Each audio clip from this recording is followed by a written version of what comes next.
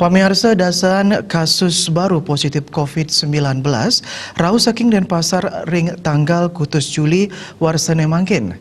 Tios punika kuningin kasus sembuh kantenang sayang nincap yening sayang antuk kasus baru.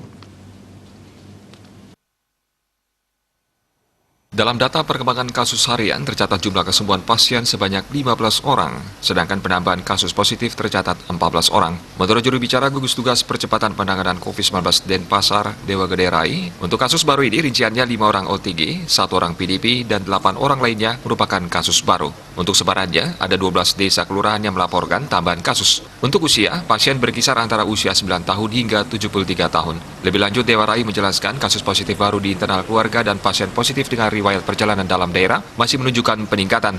Kedua klaster baru inilah yang patut diwaspadai bersama, mengingat adanya mobilitas penduduk yang cukup tinggi di Kota Denpasar. Secara kumulatif, kasus di Kota Denpasar sebanyak 750 orang. Sejumlah 312 orang sembuh, 12 orang meninggal dunia, dan 426 orang masih dalam perawatan.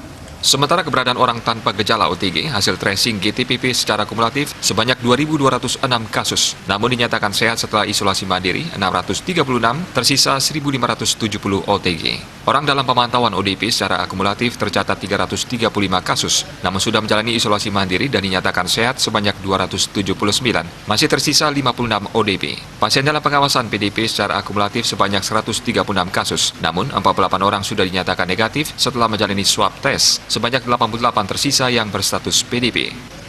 Asmara Putra, Bali Pos.